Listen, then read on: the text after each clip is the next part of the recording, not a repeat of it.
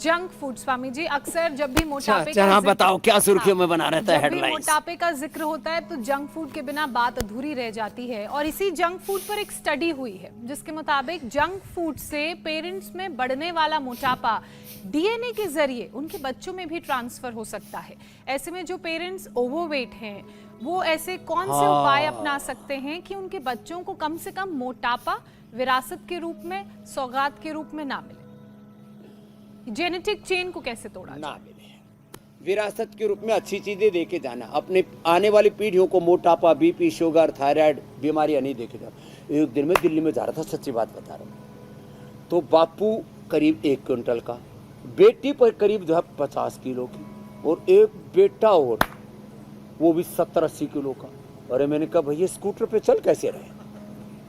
तो माँ बाप मोटे होते हैं तो ये बच्चों में भी ट्रांसफर हो जाता है। तो क्या करें? तो एक तो रोज अपने घर में एक नियम बना लें कि भाई इस घर में रोज योगाभ्यास होगा, प्राणायाम होगा, और मोटे हो, देखो तुरंत पतले होकर के बच्चे नहीं पैदा कर। मोटे कई बार ना बच्चे मोटे हो जाते हैं और शादी के चक्कर में वजन घटा लेते हैं। करीब 1 साल तक अपने वेट को मेंटेन करो तो फिर उसका असर जो है, वैसे तो 3 महीने में आ जाता है, हमारे शुक्र तक आ जाता है। शुक्र और रज, स्पर्म ओम जिसको बोलते हैं, जिससे आने वाली संततियां तैयार होती हैं। तो अपने शरीर को पूरा शुद्ध करो तो फिर चाहे मोटापा है, किसी को और भी कोई बीमारी है, 1 साल तक, करीब 9 महीने तक, 9 महीने में स्टेबिलिटी आ जाती है हमारे स्पर्म में, ओवम में, रस, रक्त, मांस में, अस्थि, मज्जा, शुक्र में, है ना। तो फिर दिक्कत नहीं होगी। शुद्ध करने के लिए क्या करें? पंचकर्मा षटकर्मा करें। एक तो सुबह सूरज की धूप में बैठें, शंख प्रक्षालन करें, बस्ती करें, और हम तो यहाँ कोलोन थेरापी भी करवा देते हैं ऐसे। और देखो प्राणायाम करें, आहार पर नियंत्रण करें। युक्ताहार विहारस्य युक्त चेष्टस्य कर्मसु युक्त स्वप्नावबोधस्य योगो भवति दुःखा। तो माता पिता अपने आरएनए डीएनए प्रोटीन, पूरे एक एक सेल, जीन्स, क्रोमोसोम्स, उनसे बनने वाले ऑर्गन्स, पूरे फिजिकल स्ट्रक्चर, और अपने शारीरिक स्वरूप के साथ अपनी मानसिक भाव चेतना, अपने मानस को भी रूपांतरित कर सकते हैं। योग रूपांतरण की प्रक्रिया है। क्या है योग? रूपांतरण, ट्रांसफॉर्मेशन, डिवाइन ट्रांसफॉर्मेशन का प्रोसेस है। अब लंबे सांसें ही लेने से आपको 1 घंटे में आधा किलो वेट कम करना है, तो 1 घंटा लंबा ही श्वास लो। चलो बैठो। स्वामी जी कुछ कहते हैं जी हिला ही नहीं जा रहा। मैंने कहा सांस तो आ रहे हैं। बोलो हाँ जी, वो भी खींच करके लेने पड़ रहे हैं। खींच के श्वास ही ले और छोड़। 1 घंटे में आधा किलो वेट कम। जी ज्योत्सना जी। स्वामी जी, मोटापा सिर्फ हमारी फिजिकल एक्टिविटी को कम करता है बल्कि ब्रेन के फंक्शन को भी स्लो कर देता है। बढ़ते वजन का असर दिमाग पर ना पड़े उसके लिए कौन कौन से प्राणायाम करें, जरा एक बार उनका अभ्यास भी करवा दीजिए। तो भस्त्रिका से तो वेट कम होगा, कपालभाति से फिर ये जो वेट जमा हो जाता है ना, कहाँ? लीवर पर, किडनी पर, पेनक्रियास पर, आंतों पर, यूट्रस पर, ओवरी पर, प्रोस्टेट पर, और सब जगह, यहाँ तक गले तक। किसी किसी को तो डबल चिन तैयार हो जाती, गर्दन भी यूं नहीं घूमती, और लोग हैं बड़े मरोड़ में रह रहे, मरोड़ में नहीं, बेचारे की गर्दन मोटी हो रखी। तो ये ऐसे गर्दन भी नहीं घूमती। घूम करके ऐसे, ये थोड़ी कहाँ जानी चाहिए बच्चे? अक्षित कंधे के ऊपर घुमा, आ तो गई बच्ची। फ्लेक्सिबिलिटी होता है, उम्र कम है ना बेटा। हाँ, ये भी डबल चिन भी। कपालभाति से ये जो फैट एक्सेस जमा होता है ना, फिर लीवर की, किडनी की, डायबिटीज की, गैस की, कब्ज की, एसिडिटी की, पायस की, फिस्टुला की, और ओवरवेट लोगों को सेक्सुअल डिसऑर्डर भी। कल एक बोला जी मेरी पत्नी छोड़ के भाग गई। बोले कमजोरी है मेरे अंदर, क्या करूं?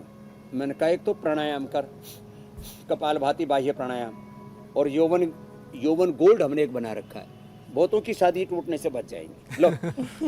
और बाकी प्रेम खाली फिजिकली नहीं होते, लेकिन फिजिकली भी तो फिट रहना चाहिए ना। चलो, एक कपालभाति, ये बाह्य प्राणायाम, दोनों ही मोटापा के लिए बढ़े जा। फिर दिमाग पर जो बुरा असर आता है उसके लिए अनुलोम विलोम, भ्रामरी उद्गीत। तो भ्रामरी उद्गीत तो पूजा जी और ज्योत्सना जी कर लेंगे।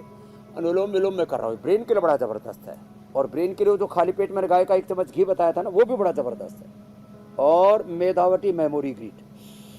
जी और स्वामी आज जी, एक हम क्योंकि काढ़ा जब तक बता आप रहे हैं, उस काढ़े में थोड़ा ब्राह्मी शंखपुष्पी डाल लें, अश्वगंधा डाल लें, उससे वेट भी कम हो जाएगा और ब्रेन फंक्शन भी स्वामी अच्छे जी, हो आपके जाएंगे। यही जो नुस्खे हैं ना, इसी का इंतजार कर रहे हैं दर्शक, क्योंकि योगाभ्यास प्राणायाम के बाद अब बारी आती है नुस्खे बताने की। लेकिन जब तक आप तैयारी करें नुस्खे बताने की, तब तक हम बताते हैं कि कल किस टॉपिक पर आप बात करेंगे। कमजोर मसल्स, बिगड़ा लाइफस्टाइल, स्ट्रक्चरल इंबैलेंस का बनना जाए संकट, खराब पाचन, बीपी, शुगर, थायराइड की टेंशन, क्या है बॉडी को बैलेंस रखने का solution? Body fit, immunity high, balance होगी लाइव। पुणे से योग गुरु स्वामी रामदेव की क्लास लाइव कल सुबह 7:56 पर देखिए इंडिया टीवी। और स्ट्रक्चर और बैलेंस करने के तमाम उपाय योग गुरु स्वामी रामदेव से जानिए। स्वामी जी, अब नुस्खे की बारी। कल आइडियल AQI वाले शहर से स्वामी जी जुड़ेंगे हमारे साथ। हाँ, तो ये एक तो खीरा ना बड़ा जबरदस्त है, इसमें थोड़ा सा आंवला डाल दिया करें इसी के अंदर ही। ये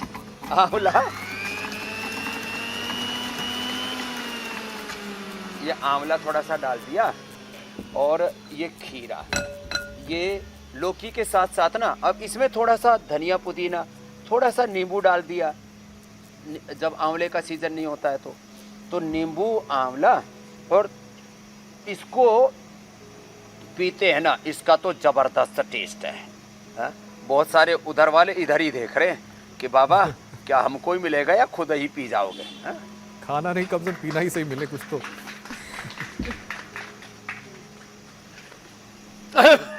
हाँ, तो देखो ये बड़ा जबरदस्त है, घोंट घोंट करके पीना चाहिए, बड़ा स्वादिष्ट है। इसमें अब ये हल्दी, थोड़ी सी हल्दी, थोड़ा सा ये अदरक, इसके छोटे छोटे पीसेज ऐसे काट के रखें। थोड़ी सी हल्दी, थोड़ा सा अदरक, थोड़ा सा जीरा, हाँ आधी चम्मच जीरा, और 1 चम्मच ये मेथी। ओहो, मेथी को थोड़ा सा दरदरा कूट लें तो जल्दी इसका असर होगा। और 2 ग्राम के करीब अजवाइन, और चुटकी भर करीब काली मिर्च। ओहो हो, और इसमें डाल दें फिर ये अश्वगंधा के पत्ते। अश्वगंधा ब्राह्मी शंखपुष्पी मिल जाए तो और अच्छा है। इसको भी पत्तों को थोड़ा ऐसे तोड़ करके ऐसे डाल दें, और ये 5 से लेकर के 10-15 तक पत्ते डाल सकते हैं, छोटे बड़े होते हैं साइज में उसके अनुसार। और अब देखो ये जूस तैयार हो गया। आ जाओ रे मोटे मोटो, तुम्हारे लिए मैंने काढ़ा बना दिया है। हाँ? आ जाओ पियो। सोचा उन्होंने जूस मिल रहा है काढ़ा। हाँ, स्वामी जी, ये काढ़ा इतना जबरदस्त उम्मीद में पानी है। फेर दिया। नहीं, लेकिन यही पानी सेहत के लिए बहुत अच्छा ये है। जो काढ़ा है ना, लेकिन ऐसा इसमें ना थोड़ा इस पानी शहद के भी बाद डाल कुछ के पी जंग खा सकते ले। हैं। जी हाँ, ये सेहत के लिए भी बहुत अच्छा है। और इसमें ऐसे ही इसको थोड़ा थोड़ा पी लो।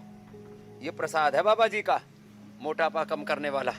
तो ये बड़ा जबरदस्त है।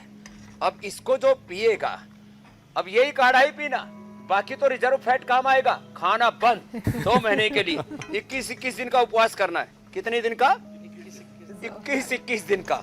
अरे मुर्गियां तक कर लेते, तो मुर्गियों से भी गए बीते हो क्या? पोल्ट्री फार्म वालों से पूछ के देखा ना किसी से। स्वामी जी, तो बहुत आपने तो इनको जबरदस्त टास्क है। दे दिया है। हाँ, तो ये आज का जो काढ़ा बताया है जी, ये अप्रतिम है।